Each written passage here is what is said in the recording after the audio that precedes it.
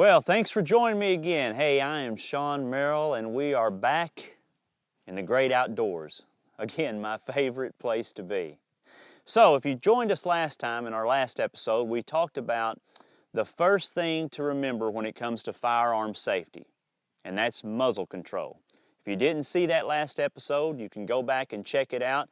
But muzzle control, the muzzle is the end of the barrel of your shotgun, rifle, or pistol, firearm, whatever you may be carrying. You always want to make sure and practice safe muzzle control. Always make sure this muzzle is pointed in a safe direction, okay?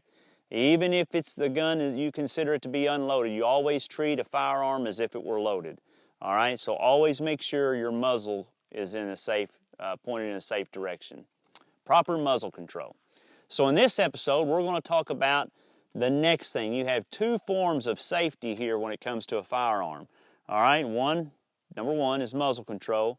The next thing is a safety. All right, on this shotgun right here, the safety is right down here along the trigger guard. And this is the trigger guard which goes around the trigger, okay?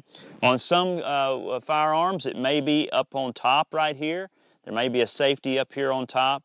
Or in other weapons like rifles and all, it may be to where the trigger's on a half-cock basis to where that's where it's safe. But anyway, on this weapon right here, on this shotgun, the safety is down here on the trigger guard. Now, here's the thing, all right? So the first thing we consider, muzzle control. The next thing to consider is the safety. And you want to make sure you always have that safety on. Now, I'll give you a lot of different situations here, and I'll tell you a story. Back when, with me, it's just muscle memory anymore. It's just habit. My safety is always on, and I don't take the safety off until the split second before I take that shot. Now, how did I learn that? Well, I was mentored, okay? So my dad taught me early on when I was young, and I was carrying around a BB gun or a pellet gun, that when we would go out in the woods or we would go walking and he'd let me take my BB gun or pellet gun, that we might be walking along there for 20 minutes or so, and he'd go, hey, let me see your gun.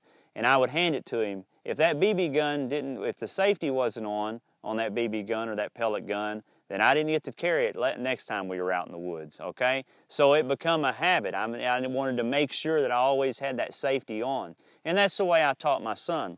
And even now with me, like I said, when I'm carrying my gun, let's just say that we're out rabbit hunting or quail hunting or some type of bird hunting where you take a quick shot, all right?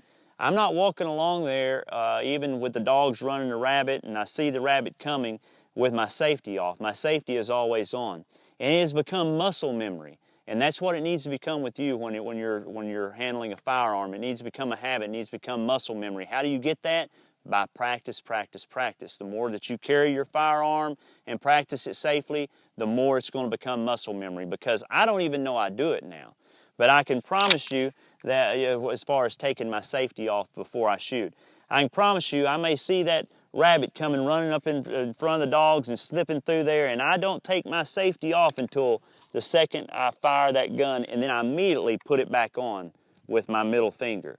Now, that's the way I've learned how to do it, with my middle finger. That's the way I grew up doing it. So the second before I take that shot, I take it off safety, fire, and then I put it right back on safety. Even if I take it off safety, fire, eject my shell, before I bring it down, it goes right back on safety.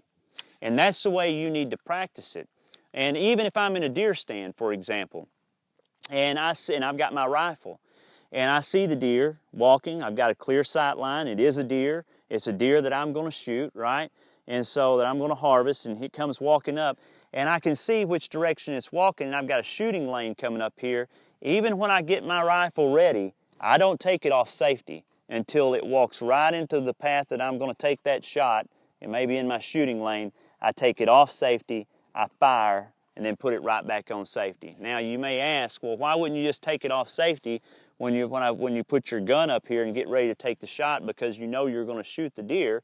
Well, the reason why I don't do that, a lot can happen from where that deer is to where I want it to be before I take the shot, where I've got a clearing.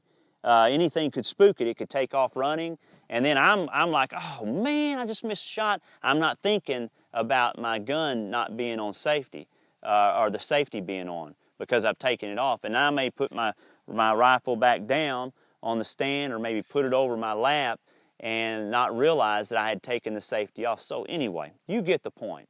Proper safety control, right? I've heard of people that when they're in the duck blind and the ducks are flying over, and so they keep their gun off safety so they can jump up and shoot. Hey, listen, it takes less than a second to push that safety off and to take the shot and put it back on. So you've got two forms of technique here, we'll call it, that to operate a firearm safely. One is muzzle control. The next is always make sure that safety is on, always, until the second before you take that shot, then put it right back on. That's your two forms to operate a firearm safety, So number one, you're going to have the muzzle control, and then you're going to have the safety. But here's the thing. Now, different than muzzle control, if you're controlling the muzzle end of your firearm safely, that'll never fail, right? But a safety is a mechanical device, and it can fail. Now, does it often fail? No. It doesn't hardly ever fail, okay? But it is a mechanical device that can fail. So you can't 100% rely on that. But what can you 100% rely on? The muzzle control. That's the number one thing.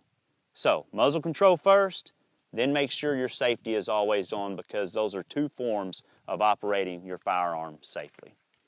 As we navigate this life as a Christian, whether you're a new believer or you were saved a long time ago, we need good examples to follow, don't we? We might look to other Christians and see, how they handle situations and how they make decisions and their display of integrity or love or forgiveness.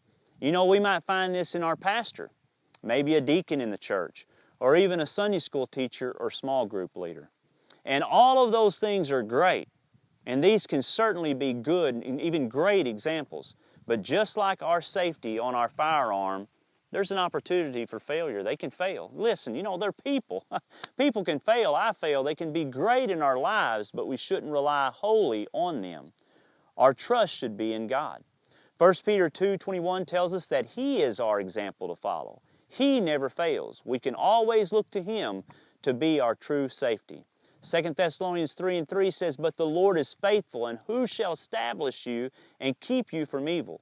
And in Psalms 91 verses 1 and 2 it says, "He that dwelleth in the secret place of the Most High shall abide under the shadow of the Almighty. I will say of the Lord, He is my refuge and my fortress. My God, in Him will I trust."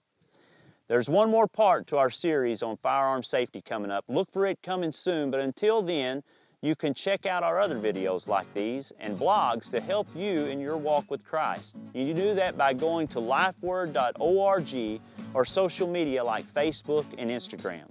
Hey, I'll see you next time in the great outdoors, and remember, always treat your firearm in a safe manner.